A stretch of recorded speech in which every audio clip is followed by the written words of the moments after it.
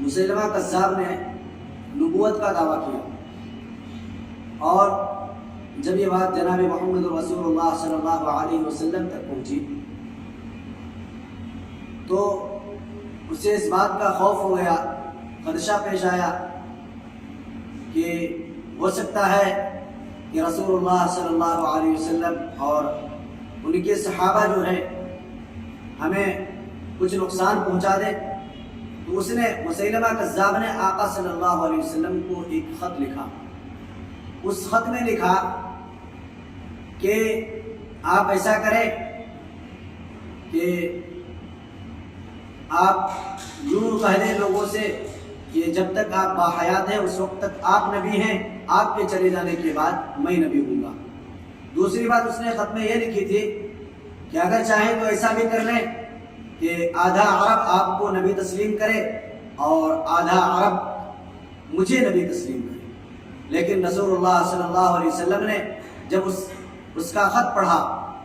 تو اس کے خط کا جواب دیا اور اس میں لکھا کہ انک کذاب، تو جھوٹا ہے، تیری نبوت جھوٹی ہے۔ اور خط لکھنے کے بعد رسول اللہ صلی اللہ علیہ وسلم صحابہ کرام کی طرف متوجہ ہوئے اور صحابہ سے پوچھا کہ کون ہے جو اس خط کو مسیلمہ کذاب تک پہنچائے گا۔ صحابہ بھی سوچ ہی رہے تھے، ان میں ایک صحابی تھے جن کا نام حبیب بن زید ہے، وہ کھڑے ہوئے، وہ کھجور کھا رہے تھے۔ انہوں نے کہا اے اللہ کے رسول صلی اللہ علیہ وسلم، یہ ذمہ داری مجھے دیجیے، میں اس ذمہ داری کو بخوبی انجام دوں گا۔ اور حضرت حبیب بن زید رضی اللہ تعالیٰ عنہ آقا صلی اللہ علیہ وسلم کے دست مبارک سے وہ خط لے کر کے بڑی شان کے ساتھ اور بڑے نرالے انداز میں، شاہانہ انداز میں آقا صلی اللہ علیہ وسلم کے اس حکم کو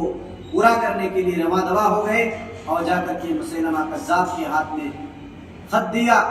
مسیلمہ کذاب نے کہا کہ تو کون ہے؟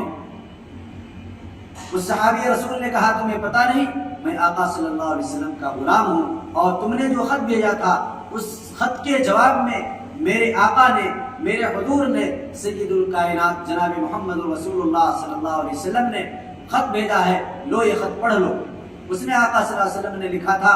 کہ انک کذاب، کہ تو جھوٹا ہے۔ جب مسیلمہ کذاب نے خط پڑھوایا تو اپنے آپ پر شرمندہ ہوا، ذلت ہوئی تمام لوگوں کے سامنے اس نے حضرت حبیب بن زید رضی اللہ تعالیٰ عنہ کو کہا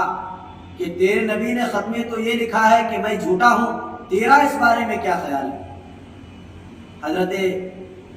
حبیب بن زید رضی اللہ تعالیٰ عنہ کی اس بات پہ قربان جائیے، حضرت حبیب بن زید رضی اللہ تعالیٰ عنہ نے فرمایا کہ میرے نبی نے جو کہا ہے میں بھی اسی بات کو کہتا ہوں اور میں بھی اسی بات پر قائم ہوں۔ اس کے بعد مسیلمہ کذاب نے حضرت حبیب بن زید رضی اللہ تعالیٰ عنہ کا ایک بازو کاٹ دیا، پھر سوال کیا۔ حضرت حبیب بن زید نے وہی جواب دیا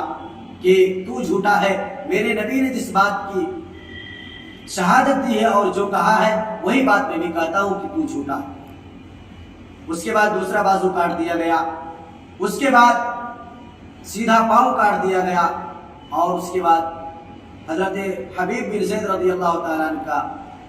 بایاں پاؤں بھی کاٹ دیا گیا۔ اس طریقے سے حضرت حبیب بن زید رضی اللہ تعالیٰ عنہ کو گردن کاٹ کر کے بھی شہادت حاصل ہوئی،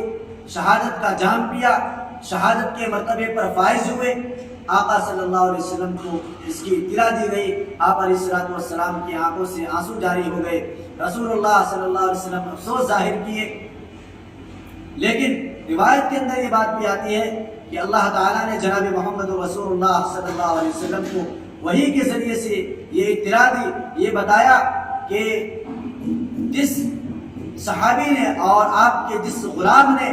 وہ خط پہنچایا تھا اور ختم نبوت بچانے کی وجہ سے شہادت کا رتبہ حاصل کیا تھا، میں نے ان کی شہادت کے بعد جنت کے 8 دروازے کھول دیے ہیں، وہ جس دروازے سے چاہیں گے داخل ہو سکتے ہیں۔ اللہ نے وہ مقام دیا، وہ رتبہ دیا، حضرت حبیب بن زبیر رضی اللہ تعالیٰ عنہ کو ختم نبوت کے سلسلے میں۔ اللہ تعالی ہمیں بھی ختم نبوت کو سمجھنے اور یہ جو عقیدہ ہے، جو بنیادی عقیدہ ہے، اس پر عمل کرنے اور اس پر قائم رہنے کی اللہ تعالی ہم سب کو توفیق مرحمت فرمائے۔